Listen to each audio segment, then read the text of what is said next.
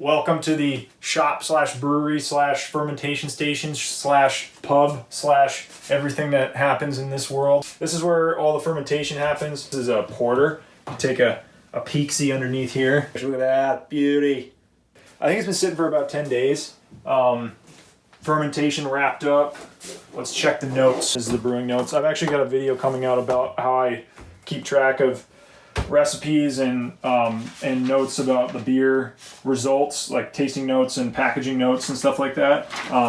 So that's this beer. So if we go over here, it was pitched, yeast was pitched, a little USO5 action was pitched on the 10th in the late afternoon, and then active fermentation started up relatively quickly, but it was wrapping up on like the 14th. So today's the 20th. So it's been wrapped up for about 6 days to a week at this point. And so it's just been hanging out on the yeast cake, which is totally fine. If you're curious, that's a cider situation that's going on there. I'll probably make a video about that at some point. But today, it's going to be about packaging this bad boy. So this is a keg it's under pressure right now. It's empty, but it's under pressure because we just took it off the gas. So this is your PRV, or like pressure release valve. You just have to make sure you bleed this off first. So, apologize for blowing the mic out. Then you pop it. You can take a look in there. There's a little bit of, I don't know if you're gonna be able to see. Yeah, you can. There's a little, yeah, there you go. There's a little bit of yeast sediment and whatnot in the bottom, but it's pretty clean, right? And the reason why it's pretty clean is because what I do is I like to cold crash my beers in the fermenter before they transfer into the keg. And what that does is we leave a lot of that gunk that's typically at the bottom of the keg in the fermenter, which is kind of nice because you don't have as much to clean out of there. If you were to take this, the gas in the headspace, right, and the liquid itself is at 70 degrees, 72 degrees, whatever temp it is in here. When you chill that down to 38, 35, 32, however cold your fridge is, the gases will contract and it'll suck air and sanitizer, but it'll suck air in through the airlock. And that's what we want to try to avoid at all costs. We want to avoid oxygen exposure at this stage in the process like it's the plague. So what I typically like to do is the following. The secret sauce here. So what I've got here is a Mylar balloon, actually. Like a Mylar balloon attached to just a piece of like siphon tubing, right? And then I'll just shove that into this bung right here, which fits in the top of my fermenter. And what you could do is as fermentation's winding down, you could throw this in there and this balloon will fill up with all the CO2 that's produced during fermentation, and then you don't have to use any CO2 from your tank. The problem with that though is you have to time it really well, because if you do it too early, then it produces so much CO2 that it'll overfill the balloon and pop this off of your fermenter, which is not a good thing. And if you do it too late, you don't get enough CO2 filling it to then get sucked into the fermenter, if that makes any sense. So to just make it simple, what I like to do is just fill it from here.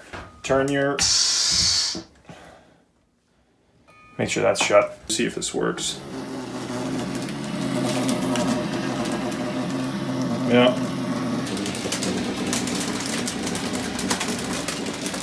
It's a girl. We're gonna take my bung wherever that went, right here.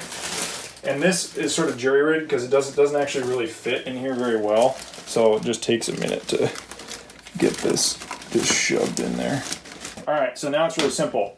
A little sanitizer, a little Star San in here. Just spray that down.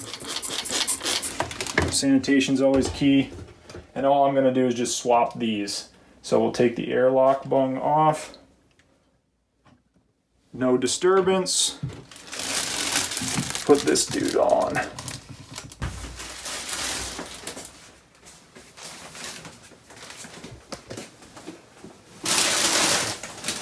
I just set it in here and then tuck this guy back in there. A little bit of ice. Sorry.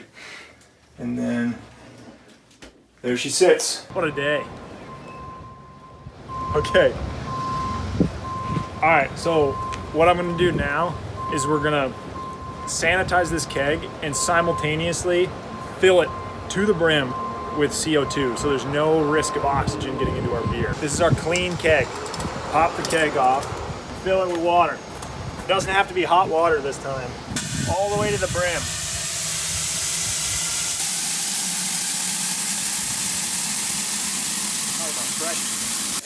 All the way to the absolute brim.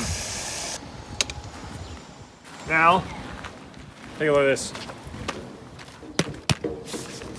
Star San, acid sanitizer. So what we're just gonna do is squeeze it and get this dude full, like 3/4 of the way. Something like that. It's always better to be a little bit over than a little bit under.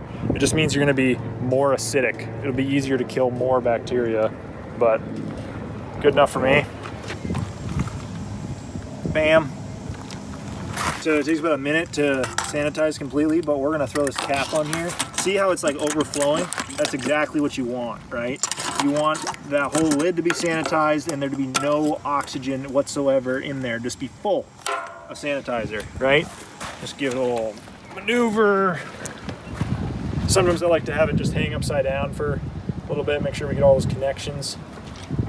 Make sure it's all sanitized, just let that sit. While we're letting that sit, come over here. We remember how to use this, right? So open this all the way. Make sure this is closed and just start twisting more pressure till you see the gauge needle just move a little bit. Ready? There it is. We got a little bit of pressure. And you only need like a couple PSI. This is our keg full of sanitizer, right? Make sure that you got pressure in this line before you open this because you don't really want any backflow going through here. Bam, right? And now, this is my transfer line to go from the end of the fermenter into the keg, but we'll go over that in a second. I'm just sanitizing it all in one shot. But all you need is just an out, a ball, like a liquid disconnect on this side.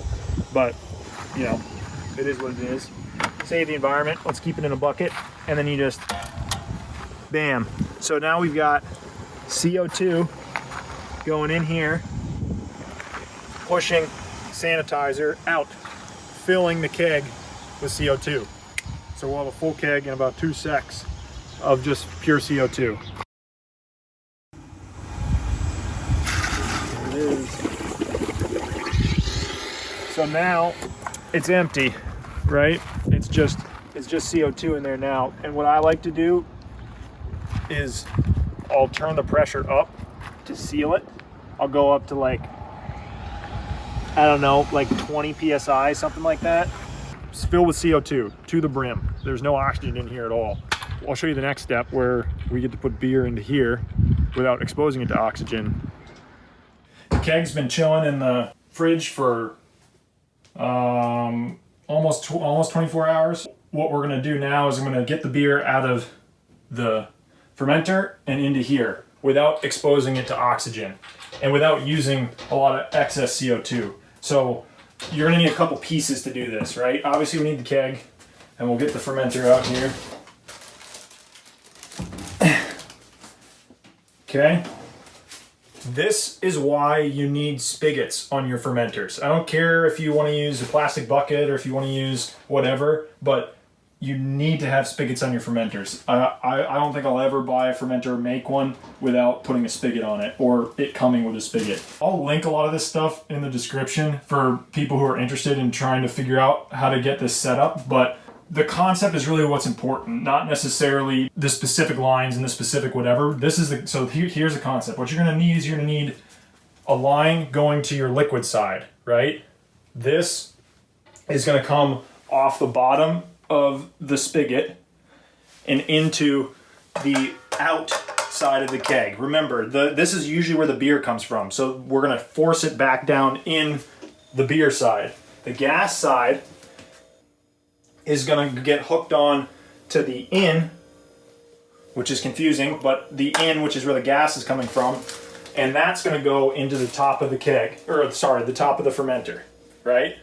So what's going to happen, once I open this, as the beer fills this keg, all that CO2 that's in here is going to go up the line and replace the beer in here. So there's never any oxygen being pulled down into here, and there's never any oxygen being forced into here. It'll make more sense once I set it up. So this is just this size bung. I mean, whatever size bung you need for your fermenter, that fits on there. We're going to sanitize everything. You don't really need to sanitize this line because the line is just going to have CO2 in it, no beer. But the stopper, the bung, whatever you want to call it, needs it. Now, another thing you can do here, this is pressurized, right? So once I hook this on here, it's going to purge this line with CO2, right? So just make sure you don't have it pointing at your face. I'm just going to have it pointing into the drip tray. Remember, gas, if you try to hook this on the outside, it's not going to work because remember, the gas has those notches, gray for gas.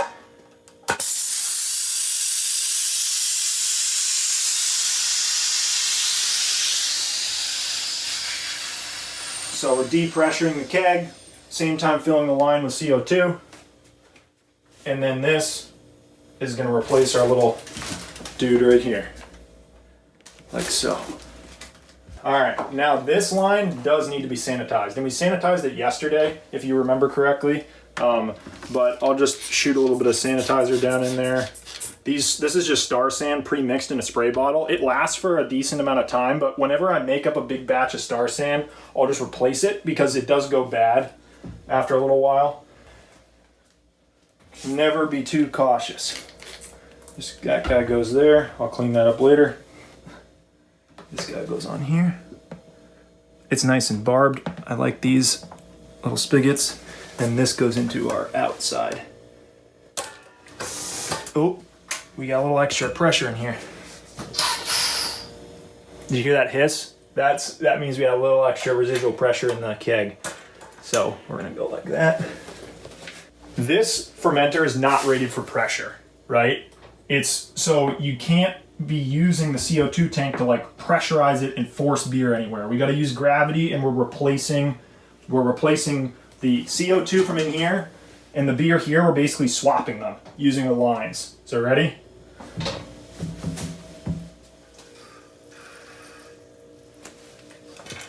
Get that on there.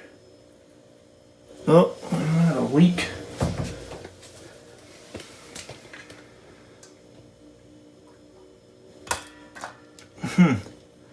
That's because this isn't tightened all the way.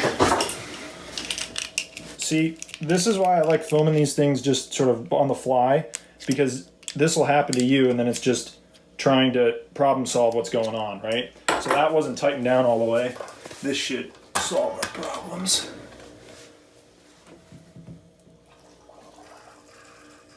Bam, look at that, good connection. Beer going from here down into the keg. CO2 getting pushed up the line and into the top of the fermenter. It's pretty slick little system. I first heard this from Brutash dudes. Shout out to you guys. I found that this is the safest, easiest, lowest tech way of going low to no oxygen transfer between your fermenter and your keg. So we're getting close to the end here. This spigot, right, is above the yeast and the sediment that's settled to the bottom. And that's why I like to cold crash them first. There will be a lot of gunk that's already settled out because that's what happens when fermentation's over. But more of it will settle if you can cold crash in the fermenter. And as this is starting to get down to here, what I'll do to make sure I get the last little bits is I'll just start tilting it really gently because you don't want to disturb any of the sediment at the bottom, like so. And when this is done, I will shut the spigot off, remove the CO2, and then carefully remove the beer line. If you just take it off and just let it hang out, we'll have beer all over the floor. Look at that. See, I was just slipping right off the top of the thing. That's probably good. Bam. I'll just pop this off. Pop this off. Pop this off. Hold this up. Drain that last little bit. Bam. And this will go into the sink. Just hit this with a little bit of sanitizer. It's always good. That way you can check for leaks. It's my go-to carbonation method. You ready? So this is burst carbonation. We go into a whole detail about different philosophies with how you carbonate beer. You can do it really fast, you can do it really slow. The way I do it is sort of in between. This is all trial and error to figure this out. I'll set this to 38 psi, blast it for 8 hours with 38 psi, and then vent the keg, and then change the pressure down to serving pressure. 10, 12, it depends on the temperature of your kegerator. This is a porter too, so a little bit lower level of carbonation. We're going to be going at like somewhere around 10, 11 psi at 38 degrees Fahrenheit. So turn it down, and then I usually let that sit for about a day after. So all in all, it takes less than 48 hours to get this carbonated. And to me, that's fine. I always keep my CO2 tanks in here just so there's a little bit less of a footprint. Get this guy. Oh, she's heavy. This guy's set up in here. Like so. Now, all I'm doing is just turning this up to about 35 psi. Right around 35. And then we go gas in. Let that sit. And we can and now we're in the process of carbonating. Awesome.